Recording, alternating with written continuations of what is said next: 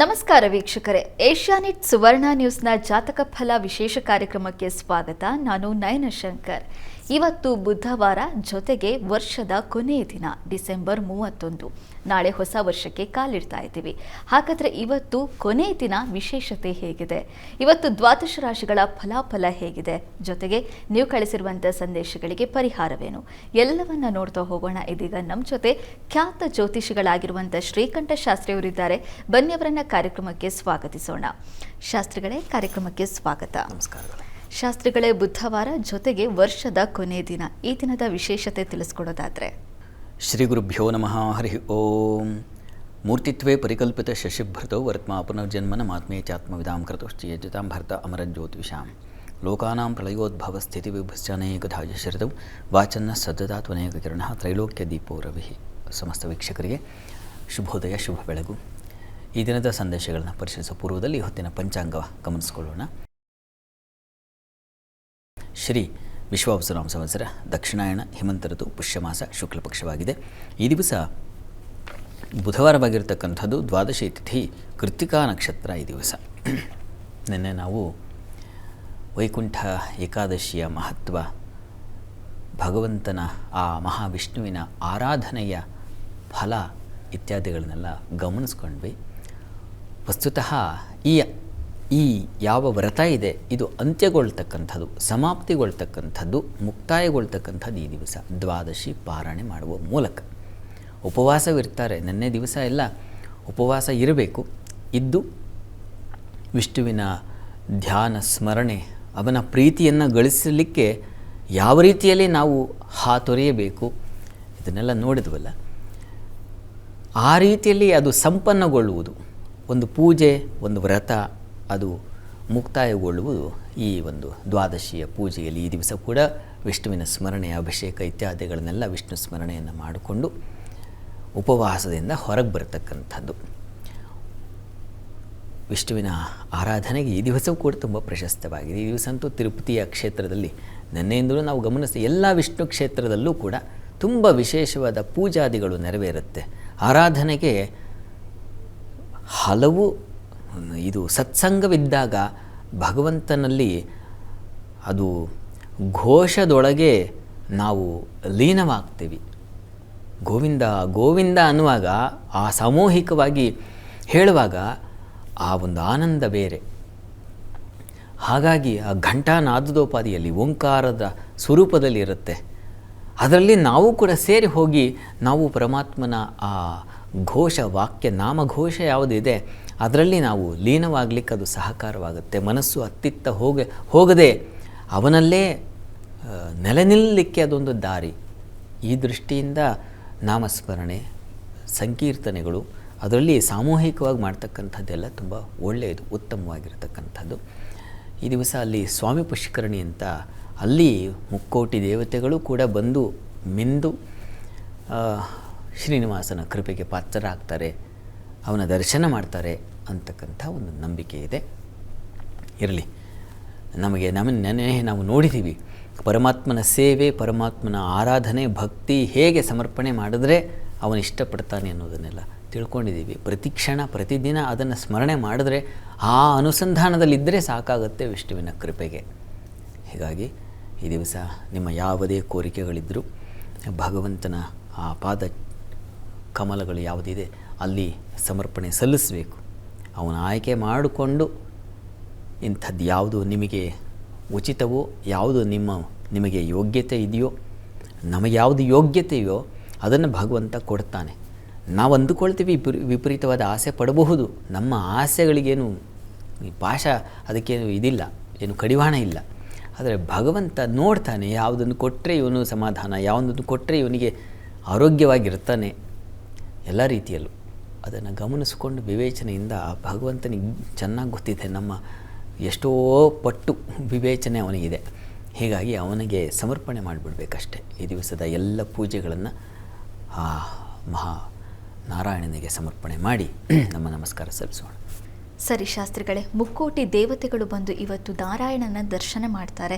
ನಾವು ಕೂಡ ಆ ನಾರಾಯಣನನ್ನ ಆರಾಧಿಸೋದ್ರಿಂದ ನಮ್ಮ ಇಷ್ಟಾರ್ಥಗಳು ನೆರವೇರುತ್ತೆ ಅನ್ನೋದನ್ನ ತಿಳಿಸ್ಕೊಟ್ಟಿದ್ದೀರಾ. ಹಾಗಾದ್ರೆ ಇವತ್ತು ವೀಕ್ಷಕರು ಸಾಕಷ್ಟು ಸಂದೇಶ ಕಳಿಸಿದ್ದಾರೆ, ಅದನ್ನು ನೋಡ್ತಾ ಹೋಗೋಣ ಶಾಸ್ತ್ರಿಗಳೇ.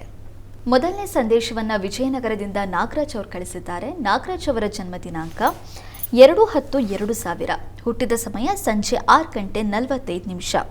ಈಗ ಡಿಪ್ಲೊಮಾ ಮಾಡ್ತಾ ಇದ್ದೀನಿ. ಕೆಲಸ ಹಾಗೆ ಜೊತೆಗೆ ಅಂದರೆ ಸರ್ಕಾರಿ ಕೆಲಸ ಸಿಗುತ್ತಾ ಅನ್ನೋದನ್ನ ಪ್ರಶ್ನೆ ಕೇಳಿದ್ದಾರೆ ಶಾಸ್ತ್ರಿಗಳೇ.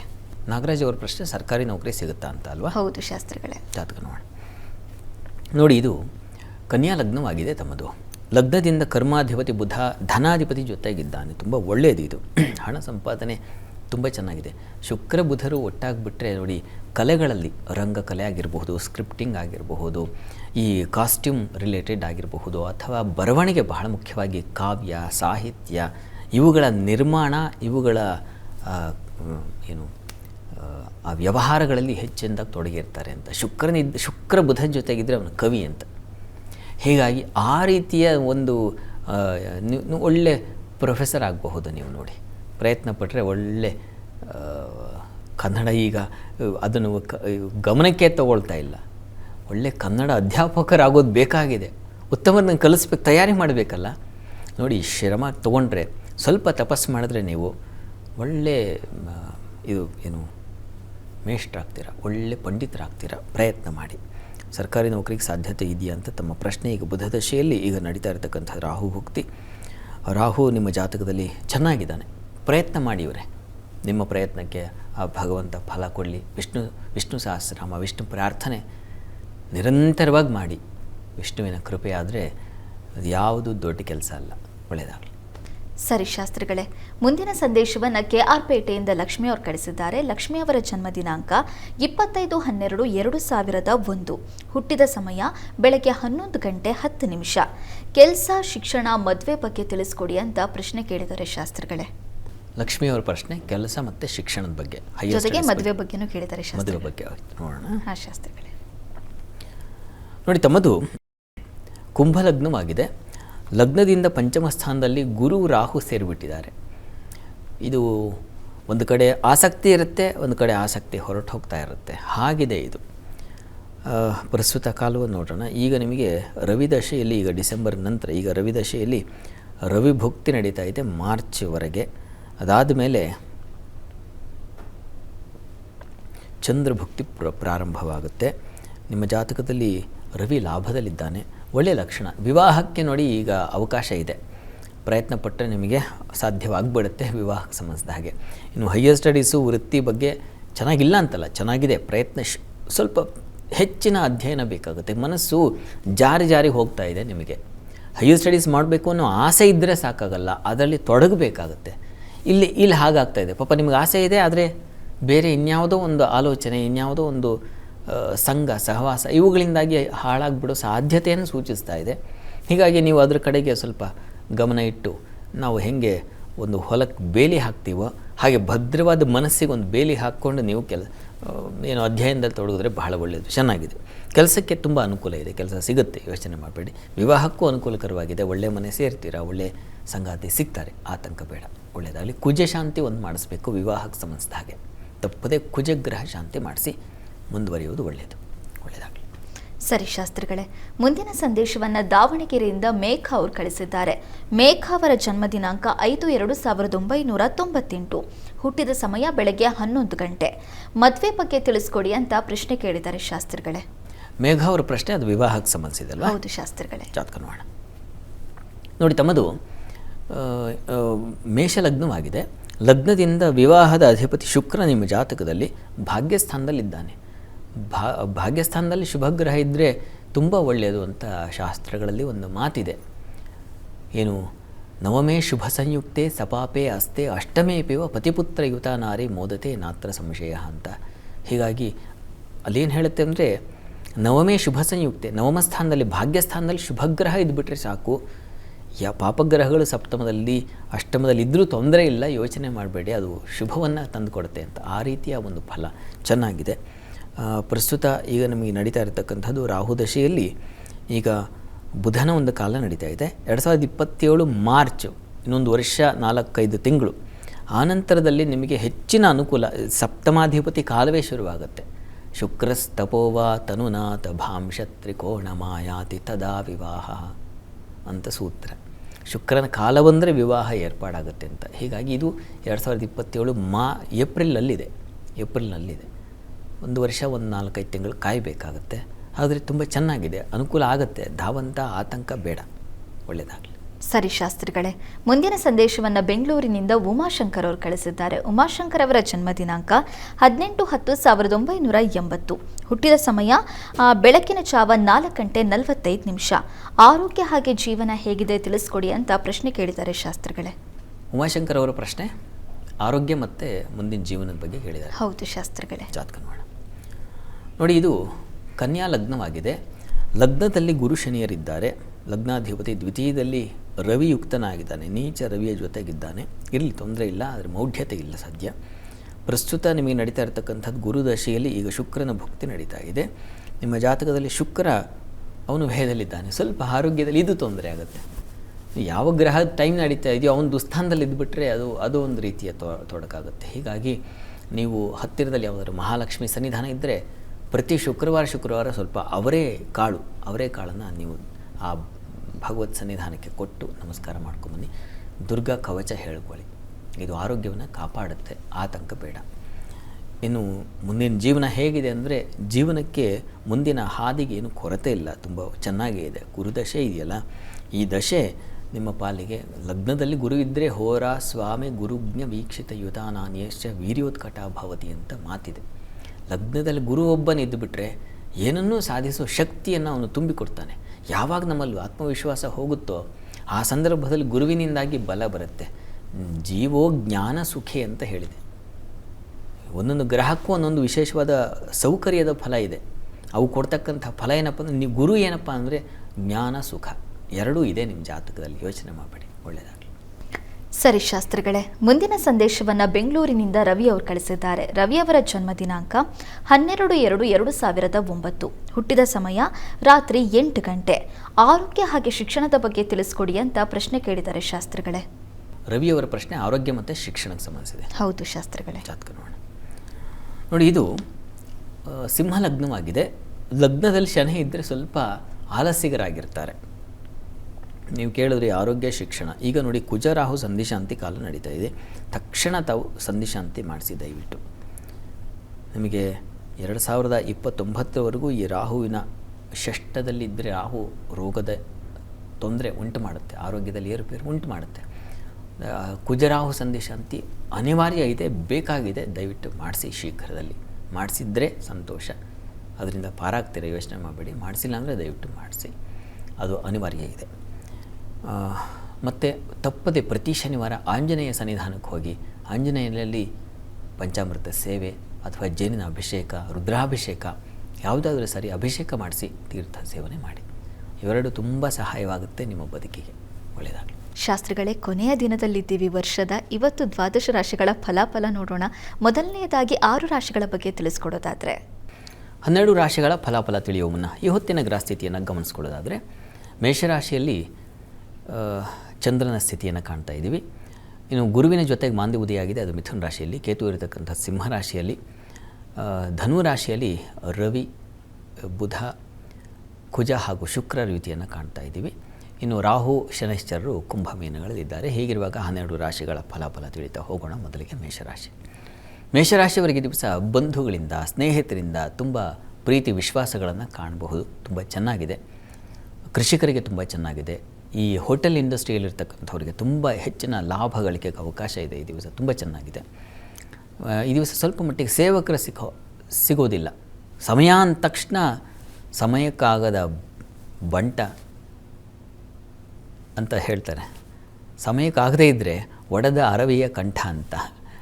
ಒಂದು ಬಿಂದಿಗೆ ಕಂಠ ಇಲ್ಲದೆ ಇದ್ದರೆ ಹೇಗೆ, ಹಾಗೆ ಆ ರೀತಿಯಲ್ಲಿ ಆಗಿಬಿಡುತ್ತೆ. ಆ ರೀತಿಯಲ್ಲಿ ಈ ದಿವಸ ಎಷ್ಟು ಪ್ರಯತ್ನ ಪಟ್ಟರು ಯಾರೂ ನಿಮಗೆ ಸಹಾಯಕ್ಕೆ ಮತ್ತೊಂದಕ್ಕೆ ಸಿಗೋದಿಲ್ಲ. ಆ ರೀತಿಯಲ್ಲಿ ಆಗಿಬಿಡುತ್ತೆ. ಇನ್ನು ವೃತ್ತಿಯಲ್ಲೆಲ್ಲ ಅನುಕೂಲ ಚೆನ್ನಾಗಿದೆ, ಆತಂಕ ಬೇಡ. ಈ ದಿವಸ ಚೆನ್ನಾಗಿದೆ. ತಂದೆ ಮಕ್ಕಳಲ್ಲಿ ವಿಶ್ವಾಸ, ಪ್ರೀತಿಯನ್ನು ಕಾಣಲಿಕ್ಕೂ ಅವಕಾಶ ಇದೆ ಈ ದಿವಸ. ಪ್ರಾರ್ಥನೆಗೆ ದಿವಸ ನೀವು ವಿಷ್ಣು ಸನ್ನಿಧಾನದಲ್ಲಿ ವಿಶೇಷ ಸೇವೆ ಮಾಡಿಸಿ. ವೃಷಭ ರಾಶಿಯವರಿಗೆ ನೋಡಿ, ಈ ದಿವಸ ದ್ವಿತೀಯದಲ್ಲಿ ಮಾಂದಿ ಇದ್ದರೆ ಮಾತಿನ ಕಹಿ ವಾತಾವರಣ ನಿರ್ಮಾಣವಾಗುತ್ತೆ. ಹಣಕಾಸಿನ ವ್ಯತ್ಯಾಸ ತೊಡಕನ್ನು ಅನುಭವಿಸೋ ಸಾಧ್ಯತೆ ಇದೆ. ಕುಟುಂಬದವ್ರ ಜೊತೆ ಘರ್ಷಣೆಗಳು, ಗಲಾಟೆಗಳು ಸಾಧ್ಯತೆ, ಕಳ್ಕೊಂಡ್ಬಿಡ್ತಕ್ಕಂಥದ್ದು, ಆಪ್ತರನ್ನು ಕಳ್ಕೊಳ್ತಕ್ಕಂಥದ್ದು, ಈ ರೀತಿಯ ಒಂದು ಸಾಧ್ಯತೆ ಇದೆ. ನಿಮಗೆ ಕೆಲಸ ಕಾರ್ಯಗಳಲ್ಲಿ ಮಾತ್ರ ಸ್ವಲ್ಪ ಮಟ್ಟಿಗೆ ಅನುಕೂಲ ಇದೆ. ವೃತ್ತಿಯಲ್ಲಿ ಶುಭ, ಹಿರಿಯರ ಸಹಕಾರ ಇತ್ಯಾದಿ ಕಾಣಲಿಕ್ಕೆ ಅವಕಾಶ ಇದೆ. ಹೆಣ್ಣು ಮಕ್ಕಳಿಗೆ ಅಲದಾಟ ವ್ಯಯ ಜಾಸ್ತಿಯಾಗಿದೆ. ಇದು ಸ್ವಲ್ಪ ತೊಡಕಿದೆ. ತಪ್ಪದೇ ಈ ದಿವಸ ವಿಷ್ಣು ಪ್ರಾರ್ಥನೆ ಮಾಡ್ಕೊಳ್ಳಿ. ಮಿಥುನ ರಾಶಿಯವರಿಗೆ ಈ ದಿವಸ ನೋಡಿ, ಜನ್ಮದಲ್ಲಿರ್ತಕ್ಕಂತಹ ಮಾಂದಿ ಸ್ವಲ್ಪ ಆರೋಗ್ಯ ವ್ಯತ್ಯಾಸ ಮಾಡುತ್ತೆ ಮೊದಲನೇದಾಗಿ. ಎರಡನೇದಾಗಿ ಸಂಗಾತಿಯಲ್ಲಿ ಅಸಮಾಧಾನ, ಮಿಶ್ರ ಅಭಿಪ್ರಾಯಗಳಿಂದಾಗಿ ತೊಂದರೆಗಳು, ತೊಡಕುಗಳು, ಈ ರೀತಿಯ ತೊಡಕನ್ನು ಸೂಚಿಸ್ತಾ ಇದೆ. ಆದರೆ ಚಂದ್ರ ಚೆನ್ನಾಗಿದ್ದಾನೆ. ಈ ಕಾರಣದಿಂದಾಗಿ ಹಾಲು ಹೈನು ಕ್ಷೇತ್ರದಲ್ಲಿರ್ತಕ್ಕಂಥವರಿಗೆ ಲಾಭದಾಯಕವಾಗಿದೆ. ಸ್ತ್ರೀಯರಿಗೆ ವಿಶೇಷವಾದ ಲಾಭ, ಗೌರವ ಸಿಗ್ತಕ್ಕಂಥದ್ದು, ಹಿರಿಯರಿಂದ ಸಲಹೆ ಸಿಗ್ತಕ್ಕಂಥದ್ದು, ಹೆಣ್ಣು ಮಕ್ಕಳಿಂದನೇ ಸಲಹೆ ಸಿಗುತ್ತೆ. ಆ ರೀತಿಯಲ್ಲಿ ಒಂದು ಒಳ್ಳೆಯ ಫಲವನ್ನು ಕಾಣಬಹುದು. ಲಾಭದ ಚಂದ್ರನಿಂದ ಧನಲಾಭ, ವಾಗ್ಲಾಭ ಇದೆಲ್ಲ ಇದೆ. ಆದರೆ ಈ ತೊಡಕುಗಳನ್ನು ಅನುಭವಿಸಬೇಕಾಗುತ್ತೆ. ಈ ನಿವಾರಣೆಗೆ ವಿಷ್ಣು ಸಹಸ್ರನಾಮ ಪಾರಾಯಣ ಮಾಡಿ. ಇನ್ನು ಕರ್ಕಟಕ ರಾಶಿಯವರಿಗೆ ಕೆಲಸ ಕಾರ್ಯಗಳಲ್ಲಿ ತುಂಬ ವಿಶೇಷವಾದ ಅನುಕೂಲ ಕಾಣ್ತೀರಾ. ಬಹಳ ವಿಶೇಷವಾದ ಗೌರವ, ಮಾನ್ಯತೆ, ಸ್ಥಾನಮಾನ ಸಿಗ್ತಕ್ಕಂಥದ್ದು ಇದೆಲ್ಲ ಇದೆ. ಈ ದಿವಸ ನಿಮಗೆ ವ್ಯಯವೂ ಇದೆ. ಆಪ್ತರಿಂದ ನಷ್ಟ ಮಾಡಿಕೊಂಡು ಮನಸ್ಸಿಗೆ ಬೇಜಾರು ಮಾಡ್ಕೊಳ್ಳೋದು ಇದೆ. ಈ ರೀತಿಯಲ್ಲಿದೆ. ಇನ್ನೂ ಜೊತೆಗೆ ಸ್ವಲ್ಪ ಸಾಲದ ಸುಳಿಗೆ ಸಿಕ್ಕಾಕೊಳ್ತಕ್ಕಂಥದ್ದು, ಶತ್ರುಗಳ ಬಾಧೆ, ಹೆಣ್ಣು ಮಕ್ಕಳಿಗೆ ಪಾಪ ಶತ್ರುಗಳ ಕಾಟ, ಈ ರೀತಿಯಲ್ಲಿ ಸ್ವಲ್ಪ ತೊಡಕುಗಳು ಇದ್ದಾವೆ. ಇದರ ನಿವಾರಣೆಗೆ ಸುಬ್ರಹ್ಮಣ್ಯ ಪ್ರಾರ್ಥನೆ ಮಾಡಿಕೊಳ್ಳಿ.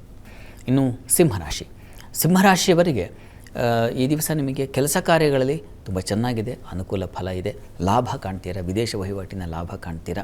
ಹಿರಿಯರಿಂದ, ಗುರು ಸಮಾನರಿಂದ ವಿಶೇಷವಾದ ಮಾನ್ಯತೆ, ಒಂದು ಮಾರ್ಗದರ್ಶನ ಸಿಗ್ತಕ್ಕಂಥದ್ದು, ಅದು ನಿಮಗೆ ತುಂಬ ಸಹಾಯವಾಗುತ್ತೆ. ಈ ದಿವಸ ತಂದೆ ಮಕ್ಕಳಲ್ಲಿ ಸಾಮರಸ್ಯ, ಪ್ರೀತಿ, ವಿಶ್ವಾಸವನ್ನು ಕಾಣ್ತಕ್ಕಂಥ ಚೆನ್ನಾಗಿದೆ. ಅದು ತುಂಬ ಒಳ್ಳೆಯ ಫಲ. ಧರ್ಮ ಕಾರ್ಯಗಳು, ಶುಭ ಕಾರ್ಯಗಳು ಅಂತಂದರೆ ಮನಸ್ಸಿಗೆ ಯಾವುದು ಹಿತವೋ ಅಂಥ ಕಾರ್ಯಗಳಲ್ಲಿ ಪಾಲ್ಗೊಳ್ತೀರಾ. ಆ ರೀತಿಯಲ್ಲಿ ತುಂಬ ಚೆನ್ನಾಗಿದೆ. ಇಷ್ಟ ದೇವತಾರಾಧನೆ ಮಾಡಿ. ಕನ್ಯಾ ರಾಶಿಯವರಿಗೆ ದಿವಸ ಕೆಲಸ ಕಾರ್ಯಗಳಲ್ಲಿ ಸ್ವಲ್ಪ ತೊಡಕುಗಳು, ವಿಘ್ನಗಳು ಜಾಸ್ತಿ. ಒಳ್ಳೆಯವರೇ ಯಾರು ಮಾರ್ಗದರ್ಶಕರು ನಿಮಗೆ ಅಂದ್ಕೊಂಡಿರ್ತೀರೋ ಅವರಿಂದಲೇ ತಪ್ಪು ಅಭಿಪ್ರಾಯ ಬಂದುಬಿಡುತ್ತೆ. ಅದು ನಿಮಗೆ ತಗೊಳ್ಳೋಕ್ಕೂ ಆಗಲ್ಲ, ಬಿಡೋಕ್ಕೂ ಆಗಲ್ಲ. ಆ ರೀತಿಯ ಒಂದು ಒತ್ತಡಕ್ಕೆ ಸಿಕ್ಕಾಕೊಳ್ತೀರ. ಈ ದಿವಸ ನಿಮಗೆ ಪ್ರಯಾಣದಲ್ಲಿ ಸ್ವಲ್ಪ ತೊಡಕುಗಳನ್ನು ಸೂಚಿಸ್ತಾ ಇದೆ, ಹುಷಾರು. ಜೊತೆಗೆ ಮಕ್ಕಳ ವಿಚಾರದಲ್ಲೂ ಅಷ್ಟೇ ಸ್ವಲ್ಪ ಮಟ್ಟಿಗಿನ ತೊಡಕು, ಸ್ವಲ್ಪ ಏನೋ ಒಂದು ಅಸಮಾಧಾನ ಇದೆ. ಸಂಗಾತಿಯ ವಿಚಾರದಲ್ಲೂ ಅಷ್ಟೇ ಸ್ವಲ್ಪ ಮಟ್ಟಿಗೆ ಕಿರಿಕಿರಿ ಆಗ್ತಕ್ಕಂಥದ್ದು, ಸಣ್ಣ ಪ್ರಮಾಣದಲ್ಲಿ, ಏನು ಅಂಥ ಪ್ರಮಾದ ಇಲ್ಲ. ಗಣಪತಿ ಸನ್ನಿಧಾನಕ್ಕೆ ಹೋಗಿ ಬನ್ನಿ, ಗಣಪತಿಗೆ ಬೆಲ್ಲ ಸಮರ್ಪಣೆ ಮಾಡಿ. ಇನ್ನು ತುಲಾರಾಶಿಯವರಿಗೆ ಈ ದಿವಸ ಕೆಲಸ ಕಾರ್ಯಗಳಲ್ಲಿ ತುಂಬ ಚೆನ್ನಾಗಿದೆ. ದಾಂಪತ್ಯದಲ್ಲಿ ಅನ್ಯೋನ್ಯತೆ, ಸಾಮರಸ್ಯ ಕಾಣಲಿಕ್ಕೆ ಅವಕಾಶ ಇದೆ. ಈ ದಿವಸ ಪೆಟ್ರೋಲಿಯಂ ಕ್ಷೇತ್ರಗಳಲ್ಲಿರ್ತಕ್ಕಂಥವ್ರಿಗೆ, ಹೋಟೆಲ್ ಇಂಡಸ್ಟ್ರಿಯಲ್ಲಿರ್ತಕ್ಕಂಥವ್ರಿಗೆ ಲಾಭದಾಯಕವಾಗಿದೆ, ಬಹಳ ವಿಶೇಷವಾಗಿದೆ.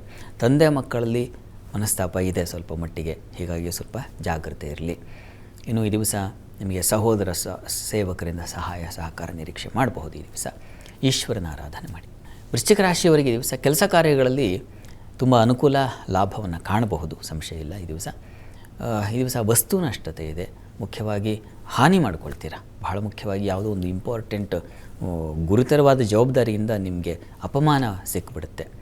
ಎಲ್ಲ ಮಾಡಿರ್ತೀರ, ಮಾಡಿ ಬಯಸ್ಕೊಳ್ಳೋದು ಇದೆಯಲ್ಲ, ಅದು ಮನಸ್ಸಿಗೆ ನೋವಾಗುತ್ತೆ. ಆ ರೀತಿಯ ದುಃಖ, ವ್ಯಥೆ, ಸೋಲು ಮುಖ್ಯವಾಗಿ ಅದು ಉಂಟಾಗುತ್ತೆ. ತಪ್ಪದೇ ವಿಷ್ಣು ಸಹಸ್ರನಾಮ ಹೇಳ್ಕೊಳ್ಳಿ. ಹೆಣ್ಣು ಮಕ್ಕಳಿಗೆ ಸ್ವಲ್ಪ ಆರೋಗ್ಯದಲ್ಲಿ ಏರುಪೇರು ಕಾಣ್ತಕ್ಕಂಥ ಒಂದು ಲಕ್ಷಣ ಇದೆ. ಆರೋಗ್ಯದ ಕಡೆ ಗಮನ ಕೊಡಿ. ಧನುರಾಶಿಯವರಿಗೆ ದಿವಸ ಸಂಗಾತಿಯಲ್ಲಿ ಮನಸ್ತಾಪ, ಭಿನ್ನಾಭಿಪ್ರಾಯಗಳು ಇದು ಪ್ರಾರಂಭದಲ್ಲಿ ಶುರುವಾಗ್ಬಿಡುತ್ತೆ, ಗಮನ ಇರಲಿ. ಕೆಲಸ ಕಾರ್ಯಗಳಲ್ಲೂ ಅಷ್ಟೇ ಸ್ವಲ್ಪ ಮಟ್ಟಿಗಿನ ತೊಡಕು, ಭಿನ್ನಾಭಿಪ್ರಾಯ, ಅಲ್ಲಿ ಏನೋ ವಿಶ್ವಾಸ ಕಳ್ಕೊಳ್ತಕ್ಕಂಥ ಸಾಧ್ಯತೆ, ಇದಿಷ್ಟು ಒಂದು ಕಡೆ. ಇನ್ನು ಪ್ರತಿಭಾಶಕ್ತಿ ಚೆನ್ನಾಗಿದೆ. ಹೆಣ್ಣುಮಕ್ಕಳಿಗೆ ಮಕ್ಕಳಿಂದ ಸಹಾಯ ಸಹಕಾರ ತುಂಬ ಚೆನ್ನಾಗಿದೆ. ಹೈಯರ್ ಸ್ಟಡೀಸ್ ಮಾಡೋರಿಗೆ ಚೆನ್ನಾಗಿದೆ. ಅದರಲ್ಲೂ ಈ ಹೋಟೆಲ್ ಮ್ಯಾನೇಜ್ಮೆಂಟ್ ಕ್ಷೇತ್ರಗಳಲ್ಲಿ ದುಡಿಯೋರಿಗೆ ತುಂಬ ಚೆನ್ನಾಗಿದೆ. ಅಧ್ಯಯನ ಮಾಡೋರಿಗೂ ತುಂಬ ಚೆನ್ನಾಗಿದೆ. ಪ್ರಾರ್ಥನೆಗೆ ಲಕ್ಷ್ಮೀನಾರಾಯಣರ ಸ್ಮರಣೆ ಮಾಡಿಕೊಳ್ಳಿ. ಮಕರ ರಾಶಿಯವರಿಗೆ ದಿವಸ ಸ್ನೇಹಿತರಿಂದ ತುಂಬ ಸಹಕಾರ, ಪ್ರಯಾಣದಲ್ಲಿ ಸೌಖ್ಯತೆ, ಒಂದು ವಿಹಾರ, ಮನರಂಜನೆಯ ದಿವಸ. ಎಲ್ಲ ಕೆಲಸ ಪಕ್ಕಕ್ಕಿಟ್ಟಿ ದಿವಸ ನನ್ನ ಸಂತೋಷ, ನಾನು ನೋಡ್ಕೊಂಡು ಕೂತ್ಕೊಂಡ್ಬಿಡ್ತೀನಿ ಸಿನಿಮಾ ಅಂತ ಆನ್ ಮಾಡ್ಕೊಂಡು ಕೂತ್ಕೊಂಡ್ಬಿಡೋದು, ಆ ಥರ, ಆ ರೀತಿಯ ಒಂದು ಶುಭ ಒಂದು ಘಳಿಗೆ. ಇನ್ನು ಉಳಿದ ಹಾಗೆ ಕೆಲಸ ಕಾರ್ಯಗಳಲ್ಲಿ ಪರಿಶ್ರಮ ಇದ್ದೇ ಇದೆ, ಹಾಗೆ ಕೆಲಸದ ಒತ್ತಡ ಬೀಳುತ್ತೆ. ಮತ್ತು ಆರೋಗ್ಯದಲ್ಲಿ ಸ್ವಲ್ಪ ಏರುಪೇರಾಗುತ್ತೆ. ದಿವಸ ನಷ್ಟ ಮಾಡ್ಕೊಳ್ತೀರಾ. ತುಂಬ ಮುಖ್ಯವಾದದ್ದನ್ನು ಕಳ್ಕೊಂಡ್ಬಿಡೋ ಸಾಧ್ಯತೆ, ಶತ್ರುಗಳ ಬಾಧೆ ಅಂತೂ ಸ್ವಲ್ಪ ಕಿರಿಕಿರಿ ಇದೆ. ಸ್ನೇಹಿತರ ಜೊತೆಗಿದ್ದರೆ ಮಾತ್ರ ಚೆನ್ನಾಗಿರ್ತೀರ. ಹೀಗಾಗಿ ಈ ದಿವಸ ಎಲ್ಲ ಪಕ್ಕಕ್ಕಿಟ್ಟು ಅಲ್ಲಿ ಇದ್ಬೇಡ ಅನ್ನೋ ಒಂದು ಮನಸ್ಸು ಬರ್ತದೆ. ಈ ಎಲ್ಲ ತೊಡಕಿನ ನಿವಾರಣೆಗೆ ಗುರು ಸನ್ನಿಧಾನಕ್ಕೆ ಹೋಗಿ ಬನ್ನಿ, ಗುರು ಪ್ರಾರ್ಥನೆ ಮಾಡಿ. ಇನ್ನು ಕುಂಭರಾಶಿಯವರ ಈ ದಿವಸ ಲಾಭದಾಯಕವಾಗಿದೆ, ಬಹಳ ವಿಶೇಷವಾದ ಅನುಕೂಲ, ಸಹೋದರರು ಸೇವಕರಿಂದ ಸಹಾಯ, ಧೈರ್ಯೋತ್ಸಾಹಗಳು, ಸಾಹಸ ಕಾರ್ಯಗಳು ಮತ್ತು ಕೆಲಸ ಕಾರ್ಯಗಳಲ್ಲೂ ಹೆಚ್ಚಿನ ಅನುಕೂಲ ಉಂಟಾಗ್ತಕ್ಕಂಥದ್ದು ಈ ರೀತಿಯಲ್ಲೆಲ್ಲ ಚೆನ್ನಾಗಿದೆ. ಸ್ವಲ್ಪ ಆಲೋಚನಾ ಶಕ್ತಿ ಸ್ವಲ್ಪ ಮಂಕಾಗಬಹುದು, ತುಂಬ ಪ್ರಖರವಾದ ಒಂದು ಹೊಳಹು ಜ್ಞಾಪಕ ಬರೋದಿಲ್ಲ, ಮುಖ್ಯವಾದ ಸಂದರ್ಭದಲ್ಲಿ ಮರೆತು ಹೋಗಿಬಿಡೋ ಸಾಧ್ಯತೆ ಇದೆ. ಆಂಜನೇಯನ ಪ್ರಾರ್ಥನೆ ಮಾಡಿ. ಇನ್ನು ಮೀನರಾಶಿಯವರಿಗೆ ದಿವಸ ಧನ ಸಮೃದ್ಧಿ, ಅನ್ನ ಸಮೃದ್ಧಿ ಎರಡೂ ಚೆನ್ನಾಗಿದೆ. ಸುಗ್ರಾಸ ಭೋಜನ, ದ್ವಾದಶಿ ಊಟಕ್ಕೆ ಅದೇ ತಾನೇ, ವಿಷ್ಣುವಿನ ಉಪವಾಸ ಆದ ನಂತರ ಏನಪ್ಪ ಅಂದರೆ ಸುಗ್ರಾಸ ಭೋಜನ, ಅದು ಶುಭದಾಯಕವಾಗಿದೆ. ನಿಮಗೆ ಕುಟುಂಬ ಸೌಖ್ಯ ಚೆನ್ನಾಗಿದೆ ಈ ದಿವಸ, ಕೆಲಸ ಕಾರ್ಯಗಳದ್ದು ಅನುಕೂಲ ಕಾಣ್ತಿರೋ ಸಂಶಯ ಇಲ್ಲ. ಪ್ರಯಾಣದಲ್ಲಿ ಸ್ವಲ್ಪ ಎಚ್ಚರಿಕೆ ಇರಲಿ, ಹರಿಬರಿಯಲ್ಲಿ ಪ್ರಯಾಣ ಮಾಡಿದ್ರೆ ಸ್ವಲ್ಪ ತೊಂದರೆ ಸೂಚಿಸ್ತಾ ಇದೆ, ಹುಷಾರು. ಈ ದಿವಸ ತಪ್ಪದೆ ಗ್ರಾಮ ದೇವತಾ ದರ್ಶನ, ಗಣಪತಿ ದರ್ಶನ ಎರಡೂ ಮಾಡಿ. ಈ ದಿವಸ 12 ರಾಶಿಗಳವರು, ರಾಶಿ ಗೊತ್ತಿಲ್ಲ ಅಂತಕ್ಕಂಥವ್ರು ಹೇಳಬಹುದಾದ ಮಂತ್ರ ಗಮನಿಸಿ. ಓಂ ಅಪ್ರಮೇಯಾಯ ನಮಃ ಈ ಮಂತ್ರ ಹೇಳ್ಕೊಳ್ಳಿ, ಅನುಕೂಲ ಆಗುತ್ತೆ. ಶಾಸ್ತ್ರಿಗಳೇ, ಈ ದಿನದ ವಿಶೇಷತೆ, ದ್ವಾದಶ ರಾಶಿಗಳ ಫಲಾಫಲ ಹಾಗೆ ವೀಕ್ಷಕರ ಸಂದೇಶಗಳಿಗೆ ಪರಿಹಾರ ತಿಳಿಸ್ಕೊಟ್ಟಿದ್ದೀರಾ. ಧನ್ಯವಾದಗಳು ಶಾಸ್ತ್ರಿಗಳೇ. ಸರ್ವೇ ಜನಾಃ ಸುಖಿನೋ ಭವಂತು, ಸಮಸ್ತ ಸನ್ಮಂಗಳಾನಿ ಭವಂತು. ಎಲ್ಲರಿಗೂ ಶುಭವಾಗಲಿ. ವೀಕ್ಷಕರೇ, ಇದಾಗಿತ್ತು ಇವತ್ತಿನ ಜಾತಕ ಫಲ ವಿಶೇಷ ಕಾರ್ಯಕ್ರಮ. ನೇರ ದಿಟ್ಟ ನಿರಂತರ ಸುದ್ದಿಗಾಗಿ ನೋಡ್ತಾ ಇರಿ ಏಷ್ಯಾನೆಟ್ ಸುವರ್ಣ ನ್ಯೂಸ್.